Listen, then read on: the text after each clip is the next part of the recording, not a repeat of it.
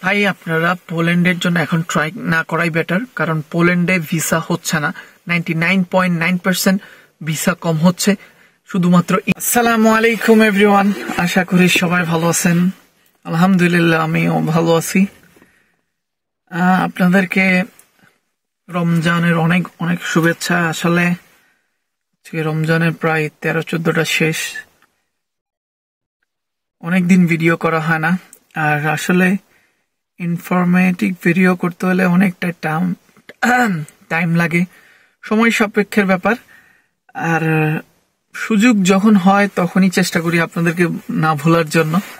তো আজকেও যেটা একদম আপডেট গুরুত্বপূর্ণ বিষয় নিয়ে আলোচনা করব।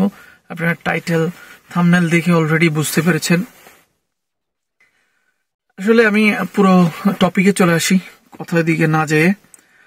আপনারা যারা পোল্যান্ডের জন্য ট্রাই করতেছেন, আসলে দুঃখের বিষয় হচ্ছে যে পোল্যান্ডের এখন ভিসা খুব কম হচ্ছে। 100-তে 99.9% ভিসা হচ্ছে না। আর 1% যাদের হচ্ছে এরা হচ্ছে ইন্ডিয়ানরা ম্যাক্সিমাম ভিসা পাচ্ছে। কিন্তু অন্যান্য যেমন বাংলাদেশ, নেপাল, যারা এই সাইডের থেকে যারা ট্রাই করতেছে তাদের ভিসা হচ্ছে না। ঠিক আছে।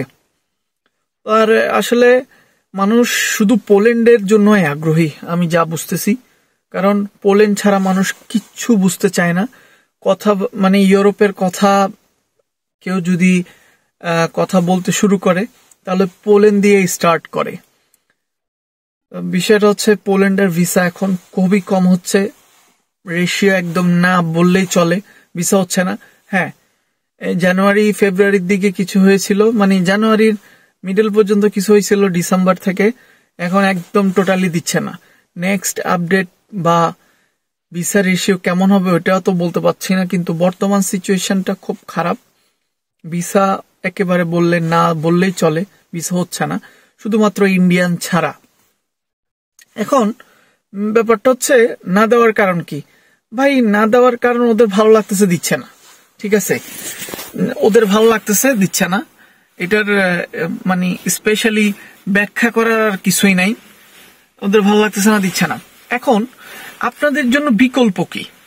সত্যি কথা বলতে আপনারা বুলগেরিয়া, স্লোভাকিয়া, ক্রোয়েশিয়া, চেক রিপাবলিক কিছুই বানান না। যদি কথা বলতেও আসেন, যদি ভিডিও দেখে, আমি অনেকের সাথে চ্যাট করি আমার ফেসবুক পেজে, তো তখনই মানে স্টার্টিং ভাই পোল্যান্ড, মানে যে আপনার অন্য জায়গায় যে সুযোগ আছে ভিসা পাওয়ার, যেমন স্লোভাকিয়া, তারপরে তুনিশিয়া, এইসব জায়গাগুলোতে ভিসা খুব ভালো হয়।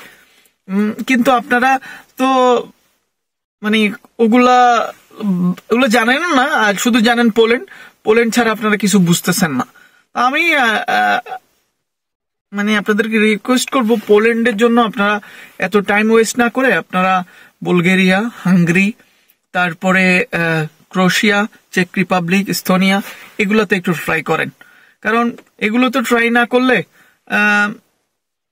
মানে আপনার ইউরোপের স্বপ্নটা, মানে আমি মনে করবো যে পোল্যান্ডে যদি আপনি ট্রাই করতে চান, আপনার 1% থাকলেও ওগুলোতে আপনার ইউরোপে ঢুকার একদম মানে 70-80% আপনার ভিসা হয়ে যাওয়ার চান্স বেশি। আমি কি বলবো, কিছু বলার নেই। আপনাদের অনেক সুযোগ আছে, আপনারা অন্য জিনিসগুলোতে ট্রাই করেন। স্পেশালি আমি বলবো যে হাঙ্গেরি, ক্রোয়েশিয়া, তারপরে এস্তোনিয়া, চেক রিপাবলিক, এগুলোতে একটু ট্রাই করেন। স্লোভাকিয়া, তো এগুলোতে ভিসা রিজেক্ট করে না। আর বিশেষ করে পোল্যান্ডের জন্য আপনারা প্লিজ এখন আর দূরাদূরি করিয়েন না। প্রত্যেকটা জায়গায় অনেক রুলস রেগুলেশন চেঞ্জ হচ্ছে। তাদের মনে হচ্ছে ভিসা দিলে এখন ঠিক আছে, আবার মনে হচ্ছে দেয় না। তো ওই জিনিসটা আমি মনে করি এটা হচ্ছে পোল্যান্ডের এম্বাসির ব্যক্তিগত ব্যাপার বা ওদের নিজস্ব ইস্যু। কিন্তু আমি বলবো যে একটা মানুষ যখন এত টাকা খরচ করে ফাইল রেডি করে, অ্যাপয়েন্টমেন্ট, এত যুদ্ধের পরে 3-4 মাস লাগে একটা অ্যাপয়েন্টমেন্ট জোগাড় করতে, আরো টাকা লক্ষ টাকা অ্যাপয়েন্টমেন্টে, তারপরে ফাইল রেডি করো, ওটাতে একটা টাকা, এরপরে আপনার আছে কি ইন্ডিয়াতে যাই 1 মাস থাকো, ফাইল জমা দাও, অনেক টাকা, এতগুলা টাকা ওয়েস্ট হচ্ছে।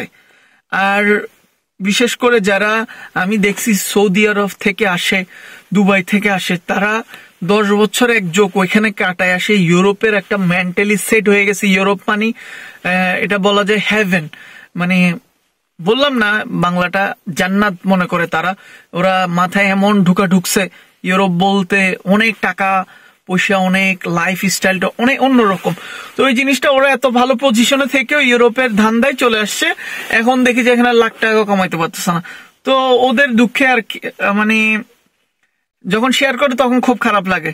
তখন আমি জিজ্ঞেস করি, এগুলো আপনারা কি করে চিন্তা করেন? আপনারা একটা জায়গায় 10-12 বছর থেকে ওটার সব কিছু থেকে একদম শেষ পর্যন্ত জেনে আপনারা ওইখান থেকে লিভ করে চলে আসেন, তাহলে তো এটা ঠিক না। আপনাদের এখন এখানে এসে যে কেরিয়ার করবেন, আবার স্টার্ট আপ নতুন ভাবে শুরু করতে হবে। তো উনি এখন আফসোস করে, কিন্তু এত টাকা খরচ করে আসছে, এখন তো কিছু বলার নাই। তো এই কারণে আসলে আমরাও কিছু বলতে চাই না, যেহেতু চলে আসছে আর কিছু বলার তো নাই। যারা আছেন বিদেশে, যারা পোল্যান্ডে আসার চেষ্টা করতেছেন, আমি বলবো যে অ্যাটলিস্ট পোল্যান্ডের জন্য এখন করার কিছু দরকার নাই, কারণ পোল্যান্ডে এখন ভিসা হচ্ছে না, অনেক রেশিও কম। আপনাদেরকে অনুরোধ রইল আপনারা অন্যান্য কান্ট্রিগুলো ট্রাই করেন, কারণ অন্যান্য কান্ট্রিগুলোতে ট্রাই করলে হয় কি, অন্যান্য কান্ট্রিগুলোতে ঢুকতে গেলে আপনি ইউরোপে ইজিলি ঢুকতে পারবেন, অনেকগুলো ওয়ে তৈরি হয়ে যাবে। কিন্তু কথা হচ্ছে আপনারা তো পোল্যান্ড আসলে কি বলবো, সবাই একদম আমি স্ক্রিনশট গুলা দেওয়ার ইচ্ছা ছিল, আবার পার্সোনাল ইনফরমেশন থাকার কারণে দিচ্ছি না। সবাই শুধু পোল্যান্ড ভিসা হচ্ছে না বাবা, ইন্ডিয়ান ছাড়া ভিসা হচ্ছে না।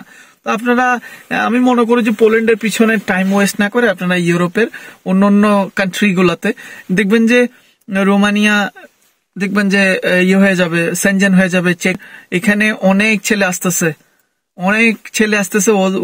ওদের ওয়ার্ক পারমিট রেডি করে ফেললাম, তারপরে ওদের মানে বায়োমেট্রিক ফিঙ্গারপ্রিন্ট সব ওকে, ওদের ডিসিশনের জন্য ওয়েট করতেছে কার্ডের জন্য। তো অনেক সুযোগ আছে, আপনারা ইউরোপের বিভিন্ন জায়গায় ঢুকে এইখানে শিফট করেন না, এটা আরো ইজি, বুঝতে পারছেন?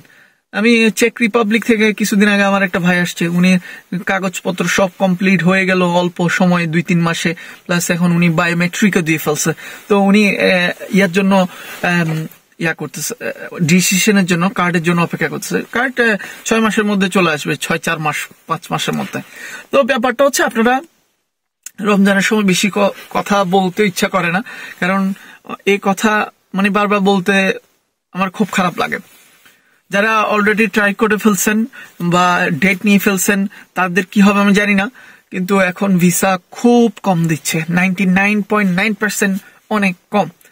তো আশা করি আপনাদের এই ভিডিওটা উপকার লাগবে। আপনারা ভেবে চিন্তে ইউরোপের চিন্তা যারা করছেন পোল্যান্ডের জন্য, আমি মনে করি যে আপনারা আর একটু চিন্তা ভাবনা করেন, আর বিভিন্ন অন্যান্য কান্ট্রিগুলো একটু আপনারা ট্রাই করেন। আশা করি আপনাদের স্বপ্ন পূরণ হবে। দোয়া রইল, আর আমাদের জন্য দোয়া করবেন। সামনের ভিডিওগুলো আরো ইন্টারেস্টিং ইনফরমেশন নিয়ে আসবো। আশা করি সবাই ভালো থাকবেন। সবাইকে আবারও রমাদানের শুভেচ্ছা, রমাদান করিম। রোজাগুলো আপনারা অনেক ভালোভাবে কাটাবেন, নামাজ কালাম সব কিছু ঠিক রেখে বেশি বেশি ইবাদত করবেন। ঠিক আছে, আজকের মতো এখানে ভিডিওটা শেষ করছি। আসসালামু আলাইকুম ওয়া রাহমাতুল্লাহি ওয়া বারাকাতুহু।